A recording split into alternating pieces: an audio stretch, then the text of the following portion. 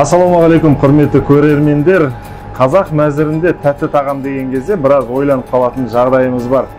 Ал бүгін біз Сандық мейрамханасында, яғни мен Манас Ысқақ, сіздерге шұбаттың өзінен қандай дәмді тәтті тағам жасау керек екенін үйретем және көрсететін боламын. Ол үшін бізге қолымызда қандай жеміс жидек бар, яғни бүгін бізде жидектер бар.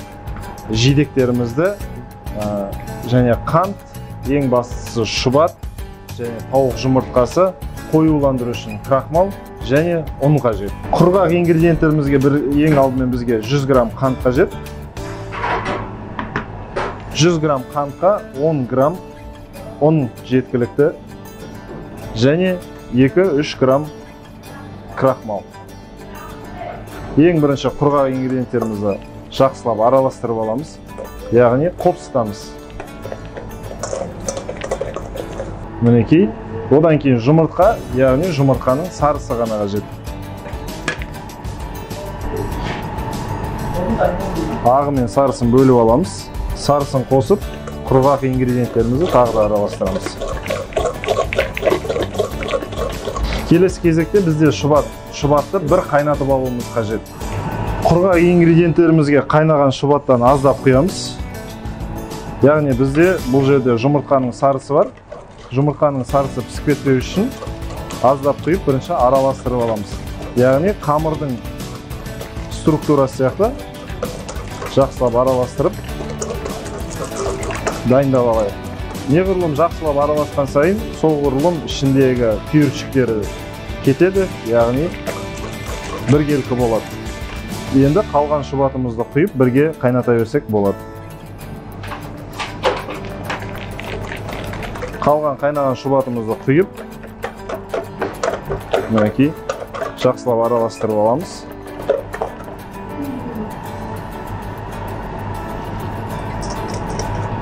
Араласқан тұздығымызды отқа қойып, қайтадан қоюланғанша қайнатуымыз қажет.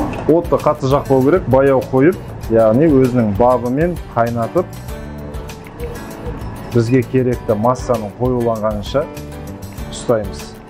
Яғни қайнатып жатып, үнемі үздіксіз араластырып тұру қажет. Өйткені құрамындағы ұн мен жұмыртқаның бір бөлігі пісіп кетсе, онда бізде тәтті тағамымыз шықпай қалуы мүмкін. Сол себепті біркелкі болу үшін үздіксіз араластырып қоюландырамыз.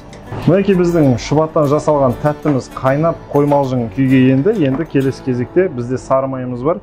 Сары майымызды тек ең соңынан салу қажет. Сары майды салған кезде біздің тәттіміз нәзік және сүтті дәм береді. Бізден шұбаттан жасалған тәттіміздің ең басты құрамы дайын болды. Енді осыны жарты сағатқа тоңазытқышқа салып қоюымыз қажет.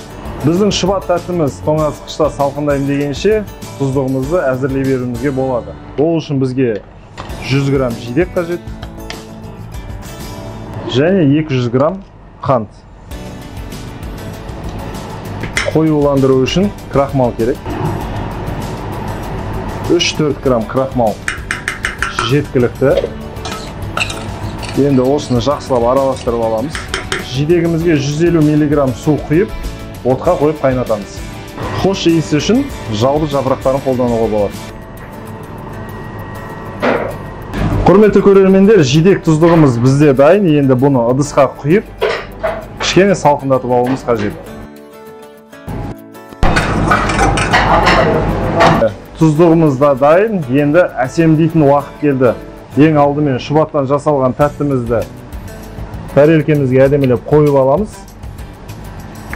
Мән берсеңіздер, шұбатымыз қоймалжың түрде мінекей дайын болып тұр. Тұздығымызды үстінен құямыз.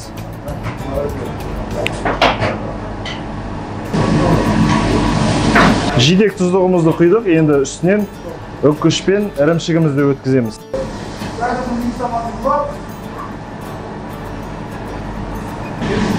Жалбыз жапырақтары.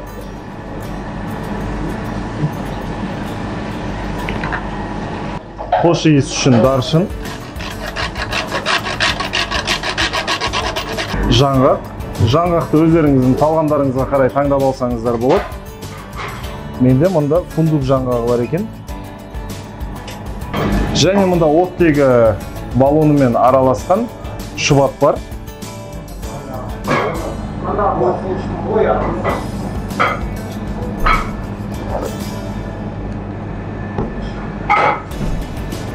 Шұбаттан жасалған тәтті тағамымыз дайын болды. Құрметті көрермендер, астарыңыз дәмді болсын.